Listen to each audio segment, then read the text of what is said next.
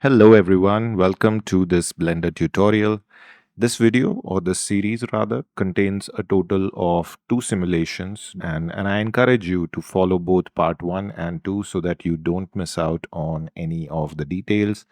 Fair warning though, a lot of times in this video, I've had to just play around with the values that I exposed in my simulations. Basically, me trying to get something workable in the frame that you see over here. I have fast forwarded some of those segments, but some of those segments are inside there. This simulation is also meant for something generic. If you want to learn this and you want to try to recreate like a real water simulation, then no, because there are more calculations needed for those. So there's going to be a lot. Let's dive into it. So I have a small scene, as you can see over here. It has a little bit of an animation, goes like this. And this is just something to test out with a interesting template sort of. Now I'll just show you the setup. Basically, we have a human which is mounted on a circular empty which has an animation on it. And same way there is a palm which is mounted on a palm position empty and it has a separate animation on it. And we have created a new geometry nodes group already and an object where we are going to attempt this. Basically, I have taken out certain points on each of the fingers using a selection based on the index. I will show you those points. We have these points marked out, and this is kind of to simplify our process. Now there are quite a few attributes over here already, and this is part of the file that we are working on. It's a animation from Mixamo where I just chipped off the animation and took out the portion that I need. Now let's start building. So first thing we're going to do is need a simulation zone. Now I'm going to connect this out here. So let's try something. Okay, let's go distribute points on faces. Let me increase the density so that we can have a few points on every finger. How many points do we have right now? That's 16 points. That's a lot of density. Okay, so we're going into simulation nodes, so we better be careful. Let me see how low I can go such that I can have at least 1 point on each finger. I think 1/8. And I want to see if this is affected by seed, and unfortunately it is affected by seed. So let me make it 300. Let me just run through this seed, and I can already see that there are times when it vanishes from one of the fingers. So I guess I'll just go 500 safe side. That produces 15 points, but it is stable. There is no chance that a point is never coming out from either of the fingers, since that's the behavior I want. So next we want to send these points into the simulation. So I'm going to go join geometry and I'm going to send them in. So the first thing I'll notice is that they're leaving a trail behind. Every second, a point is generated at the position of the finger, live position, whatever that is. And at that point, stays there. Basically, nothing else is happening to that point or those points. Let's try some things. Maybe when they come out, they have a attribute. Okay. When they start, they have a initial velocity, which is away from the direction of their finger, right? If it's coming from the fingertip over here, its direction will be opposite to that fingertip. In order to first understand that, let us try to capture a attribute. So I'm going to go store named attributes. Attributes are basically things that you can define inside Blender, and you can save some values attached to it. And then you can reference those values to further drive your animations or your values later on in the geometry nodes. To give you an example, let's say we store a attribute here called initial V and F points. Why I'm calling it F points is because these are points on the fingers, okay? And I'm saving these names in such a way because we're going to have more names down the line. Now, this is going to be a vector attribute because it will have a velocity, which is a vector.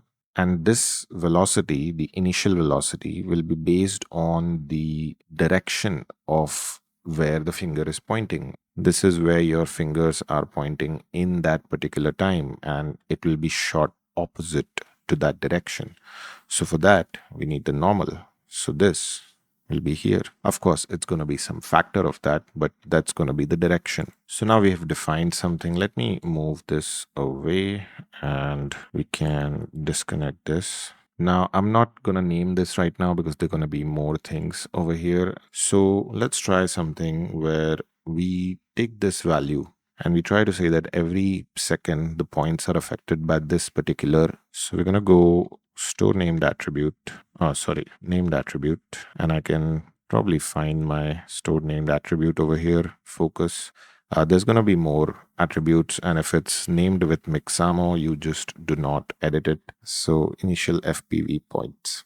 So let's try to connect this to the offset and let's see what happens. As you can see in the first frame itself, they have all moved away in the direction of their fingers, and every frame they're going to be moving away in the same way. So that's going to leave quite something. Let's see what it leaves behind.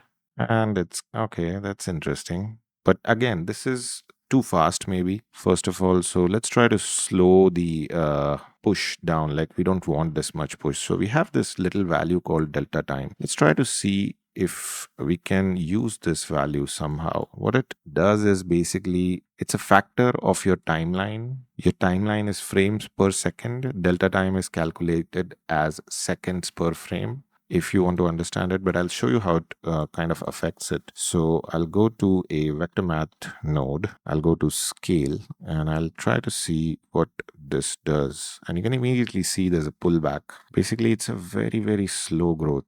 And it's kind of in tune with our timeline and our frame rate. What if we wanted to further slow it down? So we could go math, attach it to this, and multiply by 0.5. Let's see how that works. And this is much in tune with the speed that we have on our animation, honestly, this one. And this we have scaled as a factor of time, right? We could have multiplied the scale directly without using the delta time. So I'm going to take all this, I'm going to group it up, I'm going to call it normal push, because this is a push along normals. What we can try is that maybe they don't always come out in the same direction. Maybe when they come out, there is a chance that they can be hit positively or negatively in either direction, right? Let's try that. So I'm going to go again, set position. Actually, I should go back inside there because whatever I need to do will have to do with just a minor adjustment to the initial velocity. I can do a math node over here, set it to add. I'll go random value on the vector and I'll connect that over here. Okay, now this gives you a mess because we're going 0 to 1 and so these are big numbers. So I'm going to go 0.01 on the minus and 0.01 on the plus. Let's try to observe what that does. It's a little, it's the effect we want, but the scale is a little too large and there's nothing yet to control it. So I'm going to reduce this. So minus 0.005 to 0.005. I think it can be even lower. So let's actually work smarter. I'll change this to minus 0.01 and this one to 0.01. And then we'll add another vector math here. And this is going to be a multiply. And can connect this to a value, right? So now we're just controlling the factorial. Now let's try to add one more thing over here, which is going to be a scene time node. And we want to control that frame with the seed value. The seed basically changes the arrangement of these things every now and then, gives a different value. Sorry, 0.01, 0.01, 0.01. Let's try to see again. Okay, it's looking nice. I like it. Now let's try to attach this seed here and see what happens. Okay, so now I kind of like it. I can probably increase it to 0.4. Let's try to play with this value. We want to add, but right now it's a very consistent value of 0.4. So I'm going to add a float curve over here and let's see if we can just do something like this, that it doesn't increase initially, but then it does sort of. Okay, it's not too obvious. Let's try the opposite. Yeah, it started spreading out earlier, but then kind of calmed down.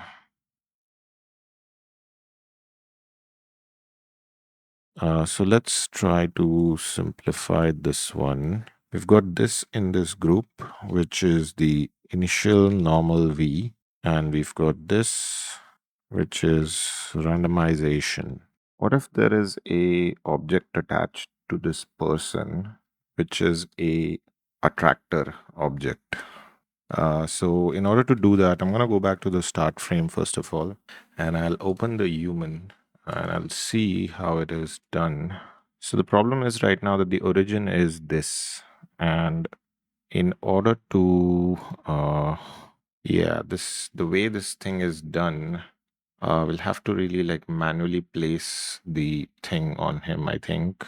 So I'm going to turn on the face snap basically, and I'm gonna try to manually snap the 3D cursor onto his chest. So now imagine if we spawn a empty over here, okay, and we're gonna do this in a, I'm gonna go add a empty.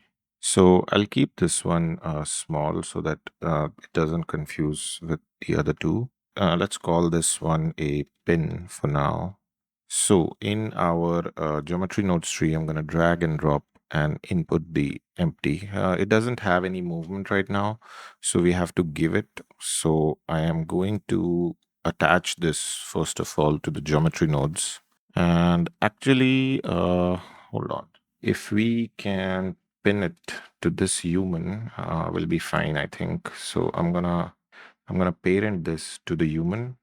Basically now, even though it's outside, it's parented to the human. So I think if we go along the timeline, we will find that it is going along somewhere, but not really. Parent, and I'm gonna press Alt to keep transforms. And now let's see again.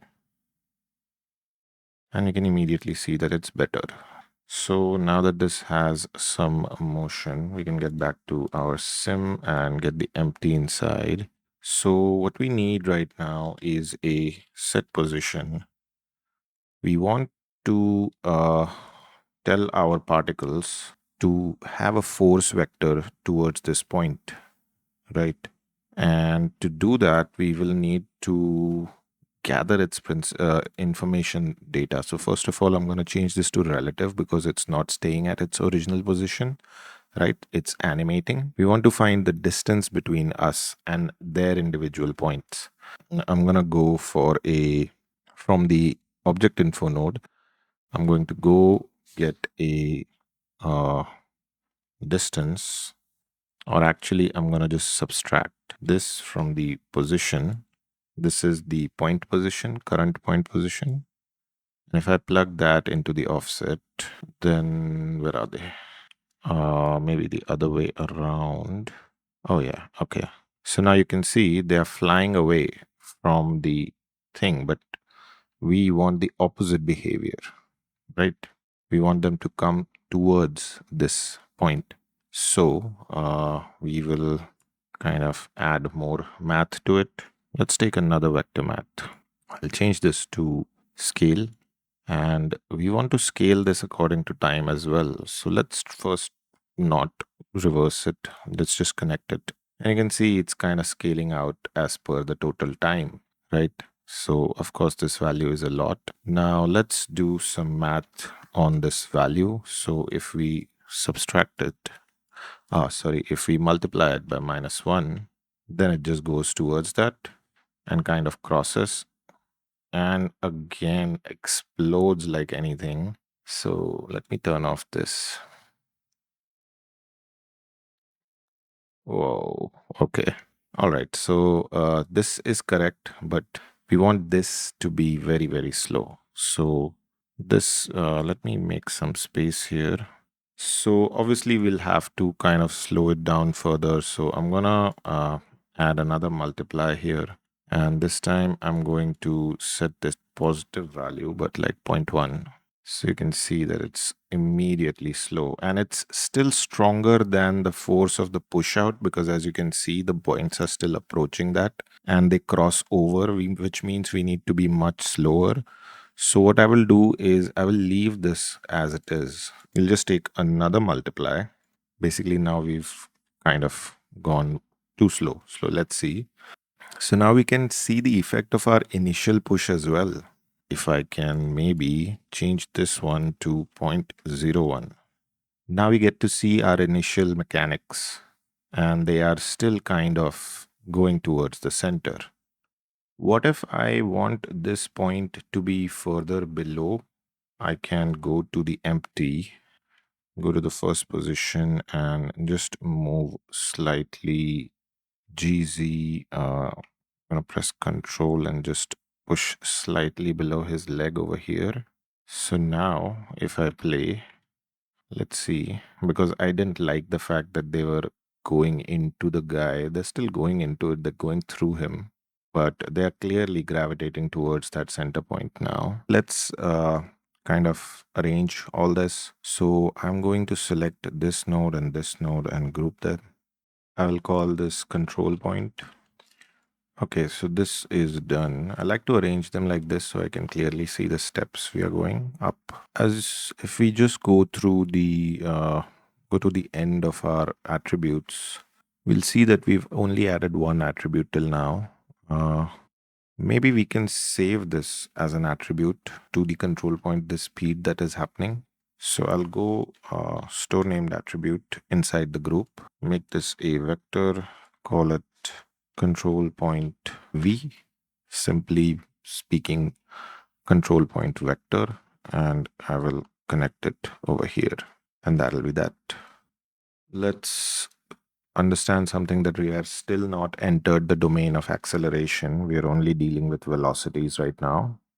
So we have a initial VFP points, whatever initial velocity. Let's just initial velocity for finger points. Yes, I'm going to be updating the same named attribute. Basically, named attribute will work as any other object in this scenario. When we bring it into the simulation, any changes we do are kind of calculated that it doesn't forget what the original was. It kind of updates whatever we add to it. So let me show you how that works. Let's go into the normal push.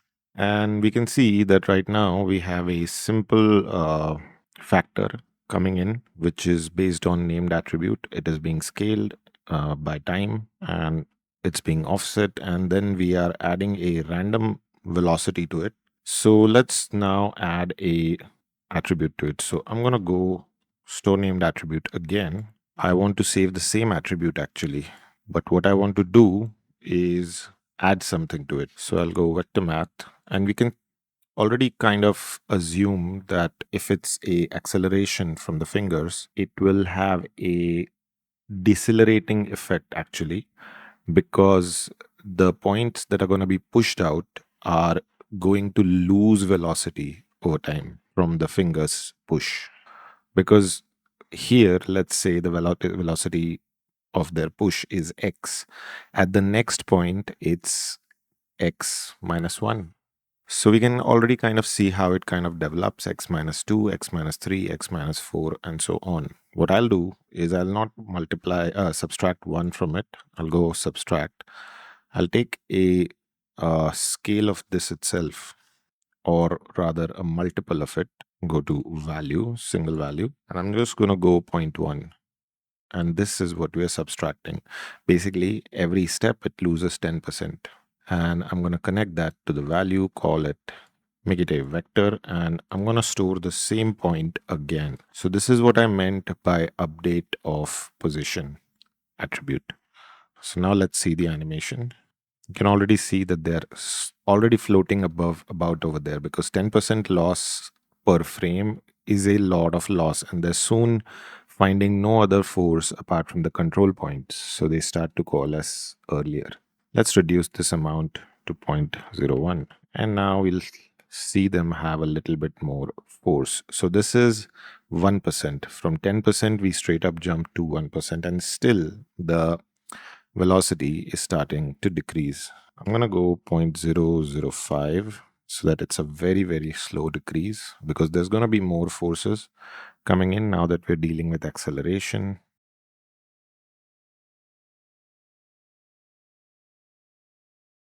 Okay, that seems fine. So this is something that we have stored. It's called a velocity attribute. Now we didn't have to add a set position because we are already updating the attribute that is updating it, right? Let me actually increase this to 1, and then you'll see that they almost grind to a halt. Or if I change to -1, they'll speed down. So I'm going to go back to 0.005. All right, moving forward, I'm going to save this. And this is how we want to think of it now in terms of attributes so that it becomes a little simpler to digest as the node 3 tree progresses. Now, the same thing will be done for the control point. It will have a greater attraction force once you're closer to it. So what I'll do is duplicate this, store this named attribute again. Now, what we want to do is whatever the store named attribute was, right? We don't have to draw all those complicated connections. We'll just go vector math. In this case, we want to, let's try add something. Okay. So I'm going to go vector math again, multiply this with a single value. Let's call it zero point 0.5 for now. And we want to add this to the overall vector, right? And I'm going to feed this here. So now the vector has been updated. Let's see what the behavior is.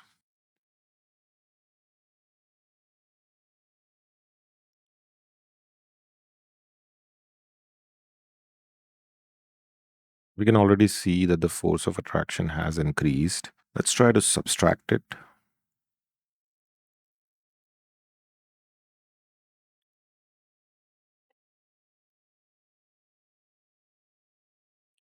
This becomes a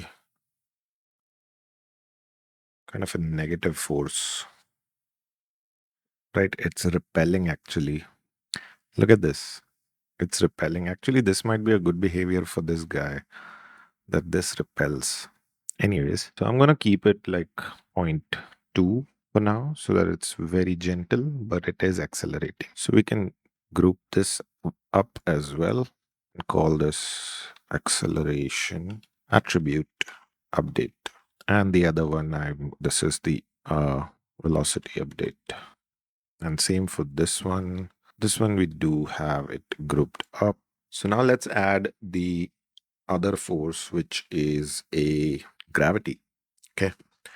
So gravity is pretty simple. If we go set position and I'll just add a -1 to it, let's say, you can see that this is gravity, but it's quite strong, of course. So what I'm going to do is I'm going to take a vector from here. This will be a defined value that we can define and store this. By now, it should be pretty intuitive where we're getting at. I'm going to store this as gravity.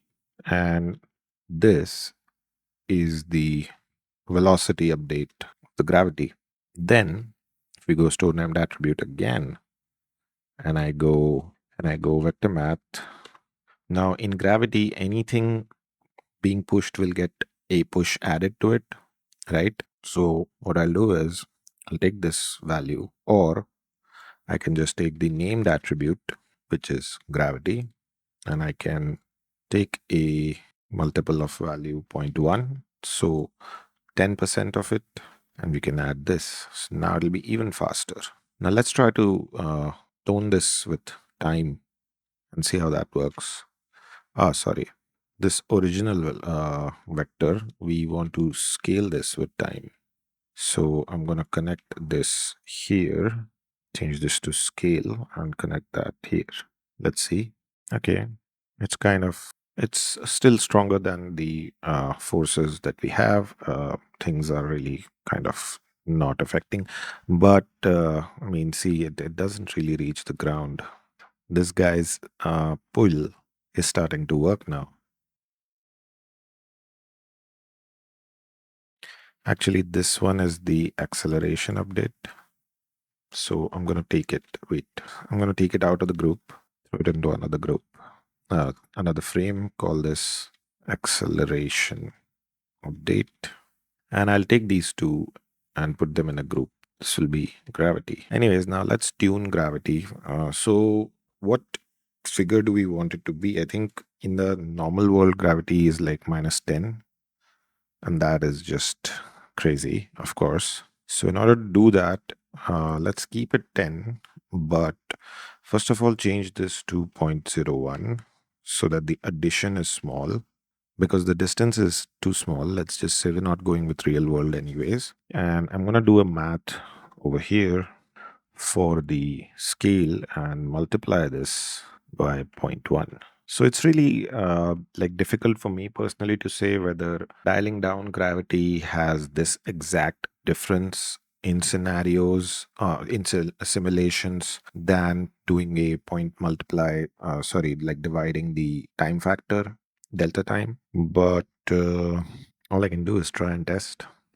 So this is when we turn down the time factor to 0.1. We get this kind of an effect eventually. And if we don't, let's just mute that and make this 0.1 on the minus. So you can see gravity is pretty non-existent in this. I don't think it'll really charge up. So I'm going to go make it 0.2 or minus point. Let's just make it minus 0.5, I guess. And control point is really kind of killing us. So what I'm going to do is I'm going to plug this off, connect this to a combine XYZ, and throw the Z out, right? So we can kind of tweak these settings later on. So we'll keep it at 0.05 for now, minus 0.05. Now let's try for some other things, which is, can we add like a collider object? Let's try to use this control point, the position that we have. So in this method, we have our two objects, one from the geometry nodes and one from one from directly the edit mode.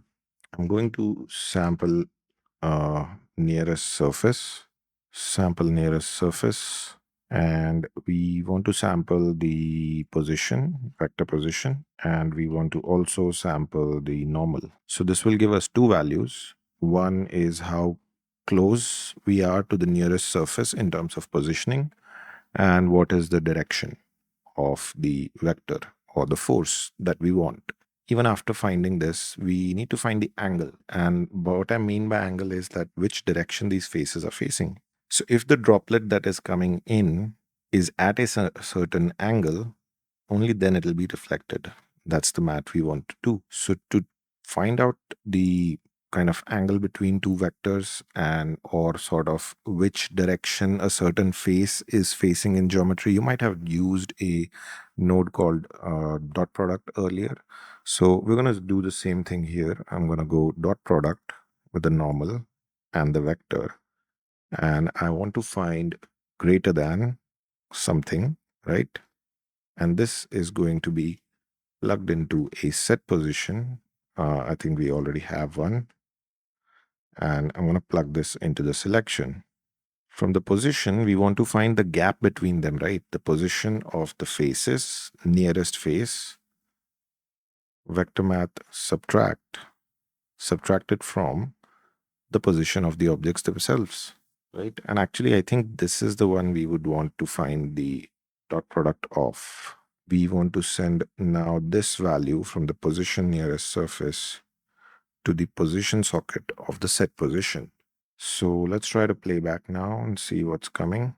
And you can already see that we have executed collisions. But this will mess up if I delete the top face. So let me show you. And if I delete this top face or faces, you can see already that the behavior is very weird. And I have tried recalculating normals and some of the things like solidifying it. So anyways, now we're going to be designing based on this. But we want one more thing here, which is reflection. So when it collides, we want it to bounce off. So we basically need to update our position again, right? So we're going to go name the attribute. So if we take the gravity attribute, what we want is at that point, like if it reflects, right? If it bounces off from the surface, then at that point, the gravity is kind of pointing reverse or reflecting off. We want this normal direction reflected off of the gravity. And I'm going to plug this into the value, call this vector, and This is going to be my new gravity. So now gravity has updated. Let's see how that works. It doesn't work fully because we haven't given a selection to this. So we need to send this guy over here. Now I think it will work better. You can already see there's a little bit of a bounce back, but not too much. Wait, what if we were to actually do the initial FPV and the initial FPV here? Actually, because the reflection will not change the gravity, it will just change the velocity of the points itself. And we might have to recapture this attribute before this actually. So I'm going to add a capture attribute node. Send this guy actually over here and connect this result into the store named attribute. Okay, a little bit better, but we still don't have like a full proper bounce. We connect this normal to the position offset. It's too much. So I'm going to add a vector math and scale it to 0.1 because that's literally what we want if it collides. And now you can see there's a bit of a bounce back. I'm going to reduce its value to 0.05 because we need a very subtle bounce back. Okay, so now we have a collider set in and we have collisions. We could try to change this to a collection maybe. So if I send the icosphere into the collision collection, bring that here and connect that instead. It's not working because we probably need to realize instances. Collections acts as instances. Great. So now if I was to add let's go to first frame. I'm going to select the position and add let's say, cone. And I'll just place it directly underneath and increase the speed to like this. Does it work on both our objects?